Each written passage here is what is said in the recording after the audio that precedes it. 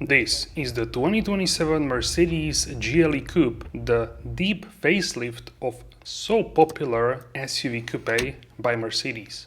In this video, we are going and take a closer look at this revised and we can say deep facelift of the GLE Coupe. And also I want to talk about the main rivals of this vehicle.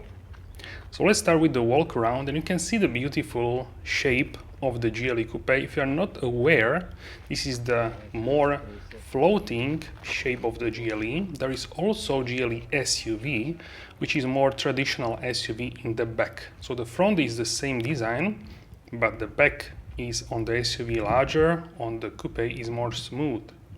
Also, the wheelbase is shorter on the GLE Coupe, 6 centimeters or over 2 inches. And that's because the GLE Coupe is a more sporty oriented SUV, if that makes sense. It's more stylish, more sporty and more pretty offering by Mercedes.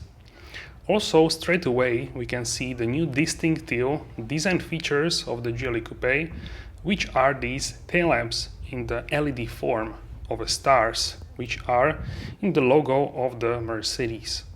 And as you can see, in the back, the lights are not connected actually as on the SUV or on the GLS for that matter. Here they stayed on the separate side, so that's also something what is different, we can say fundamentally different to the SUV coupe. And this one is a really popular spec because the black and the white are probably the most popular colors, which actually are people getting on the GLE and in general on these larger SUVs. So here also with the night package and night package plus or extended night package, so you have many things darken, if not everything, and also the door handles. So this is big news. Also, as one thing I will show you is also in gloss black right now. So from the front we can see this enhanced grille, which is now larger, features smaller Mercedes stars on the inside, so the air can pass through as a ventilation, and also in the headlights these are now larger, and the stars are shining bright in the headlights as well, so you can see the LED stars as DRLs, daylight running lights. Also the main headlights, the digital lights, are now improved 40%, and they should be much better, so I cannot wait for the test drive to also test these in the nighttime.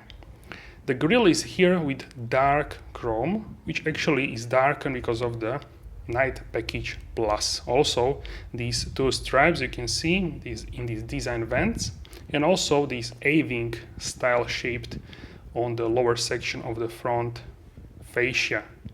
So let me know what do you think about this in the comment section down below. In person, the appearance is a little bit shock at the first, but then I got quickly used to this new design feature. Also, before, when I was hearing what designers, for example at BMW, told that there is something like they evaluate how the design actually evokes and what it evokes in people on, let's say, second look and maybe third look, fourth look. So this is also something what these brands are evaluating, if people maybe get used to this design faster. And here is actually the gloss black on the holder of the mirrors, which also get additional cameras for more assistant systems.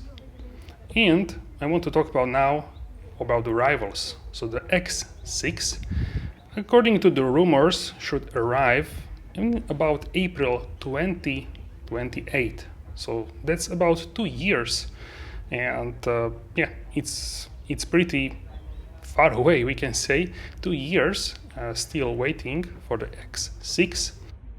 Let's check out the boot capacity. This is also the plug-in hybrid, as you can see, so you cannot open the boot, but of course in mild hybrid you have even more space. But this looks very usable to me. Check this out, really nice. And of course we'll check out the interior very shortly.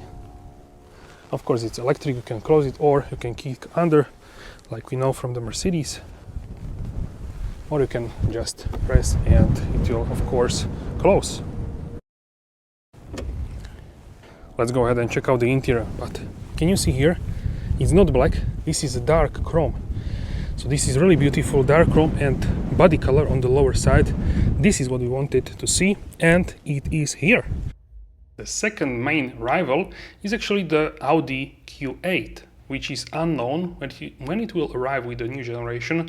Audi is focusing now on the Q7 and Q9, which will be a GLS competitor.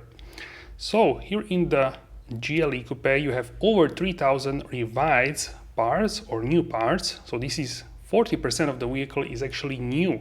So that's a very deep facelift which was never seen before at Mercedes. And at the interior you can see new 3-screen setup of Superscreen, new design vents at the dashboard, and also carbon fiber trim in the middle, ventilated and heated cup holders.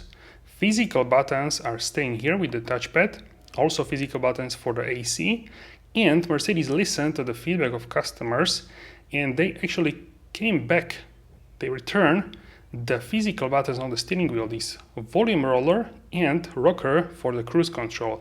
How amazing is this?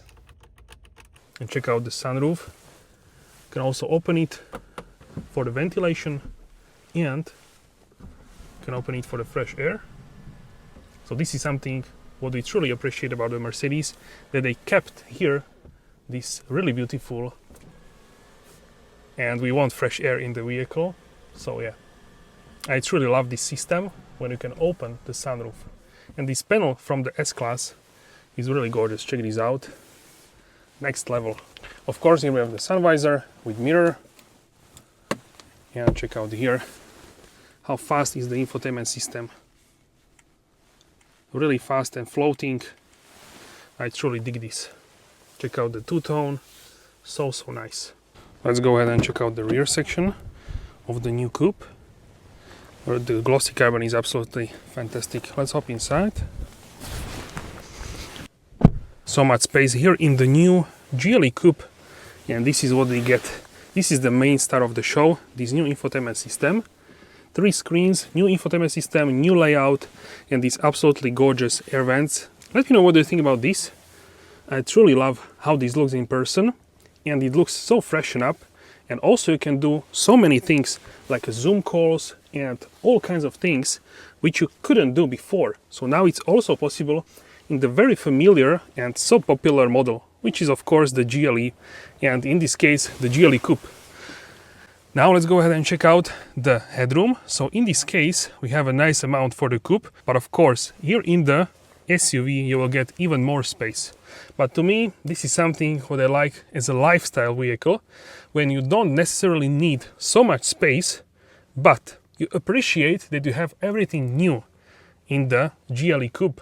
So my choice is the GLE Coupe, but for family reasons and all the practicality I would highly recommend the SUV version, because the SUV version is hard to beat and so much space in the same platform. So which one is for you the right car, the SUV or the coupe? Let me know in the comment section down below. Alright guys, so that's it for this video, and I will see you soon in upcoming episodes. Thank you so much and have a wonderful day.